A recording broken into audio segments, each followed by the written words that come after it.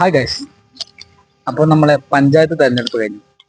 അങ്ങനെ വലത് ഭരിച്ചെടുത്ത് ഇടതും, ഇടത് ഭരിച്ചെടുത്ത് വലതും അധികാരം പിടിച്ചെടുത്തു. മാറേണ്ടതായി ഒന്നുണ്ട്. നമ്മളെ പ്രാദേശിക റോഡിന്റെ വീതി അത് മാറേണ്ടതാണ്. 3 മീറ്റർ വീതിയാണ് ഒരു ഗ്രാമപ്രദേശത്തെ റോഡിന്റെ.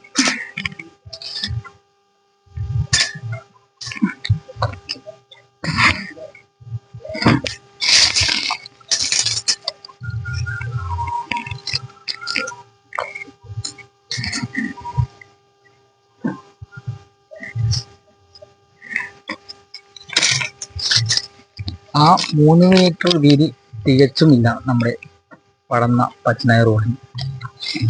ഒരു വാഹനം അങ്ങൊന്നും ഇങ്ങൊന്നും വരുമ്പോൾ വണ്ടി അങ്ങോട്ടും ഇങ്ങോട്ടും പാസ് ചെയ്യാൻ പറ്റാത്തൊരവസ്ഥയാണ്. വേണ്ടതായിട്ടുണ്ട് നമ്മുടെ റോഡിന്റെ വീതി. എൻ്റെ ഈ ഒരു വാഹനത്തിന്റെ ഗ്ലാസ് ടു ഗ്ലാസ് 1.5 മീറ്ററിൽ കൂടുതലുണ്ട്. 1.60. അങ്ങനെ 2 സൈഡ് ഒരു വണ്ടി വരുമ്പോൾ അങ്ങോട്ടും ഇങ്ങോട്ടും പാസ് ചെയ്യാൻ പറ്റാത്തൊരവസ്ഥയാണ്.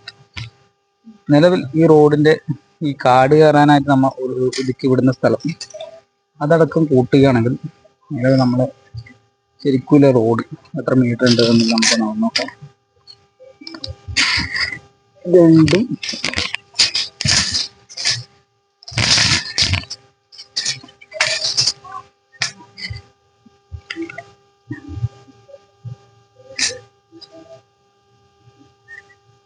രണ്ടും 4 മീറ്റർ ഉണ്ട്. ഈ 4 മീറ്റർ ഫുള്ളായിട്ട് ഈ കാട് കയറാൻ വേണ്ടി നമ്മൾ ഒഴിവാക്കി വിടുന്ന സ്ഥലം കൂടി കോൺക്രീറ്റ് ചെയ്യുകയാണെങ്കിൽ, അല്ല ടാർ ചെയ്യുകയാണെങ്കിൽ, ഒരു വണ്ടി അങ്ങൊന്നും ഇങ്ങൊന്നും കൂടി വരികയാണെങ്കിൽ നമുക്ക് സുഗമമായി പാസ് ചെയ്ത് അങ്ങോട്ടും ഇങ്ങോട്ടും പോകാൻ പറ്റും.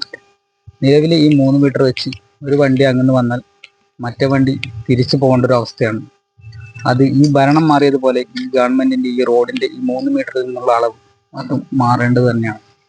ഈ ഒരു കോൺക്രീറ്റ് കാണുന്ന ഒരു പോർഷൻ കണ്ടോ, ഇതൊരു കൾവേർട്ടർ കടന്നു പോകുന്നത് കൊണ്ട് ടാറിങ് ഒഴിവാക്കിയിട്ട് കോൺക്രീറ്റ് ചെയ്തൊരു ഏരിയ ആണ്. അത് നമുക്ക് എത്ര മീറ്റർ ഉണ്ട് എന്ന് കടന്നു നോക്കാം. ചെയ്ത ഏരിയ എന്ന് പറയുന്നത് റോഡിന്റെ ഒരു ഭാഗമാണ്.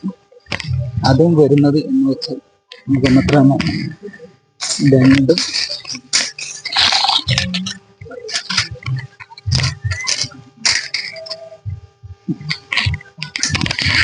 രണ്ടും 4 മീറ്റർ 10 സെന്റി ഉണ്ട്. അപ്പം ഇതും റോഡിന്റെ ഭാഗമല്ലേ. ശരിക്കും ഈ കോൺക്രീറ്റ് ചെയ്തതുപോലെ തന്നെ റോഡിനായി അനുവദിച്ചിട്ടുള്ള ആ സ്ഥലത്ത് മൊത്തം ഇതുപോലെ ഒഴിച്ചുവിട്ട്, പുല്ല് കയറാൻ വേണ്ടിയിട്ട് സ്ഥലം ഒഴിച്ചു വിട്ടതുപോലെ ഒഴിച്ചുവിടാണ്ട് കോൺക്രീറ്റ് ടാറിങ്ങും അതേപോലെ ചെയ്യേണ്ടതല്ലേ. എന്നാലല്ലേ ഒരു വാഹനം വരുമ്പോൾ അങ്ങോട്ടും ഇങ്ങോട്ടും സുഗമമായി യാത്ര ചെയ്യാൻ പറ്റും. അത് മാറേണ്ടതല്ലേ.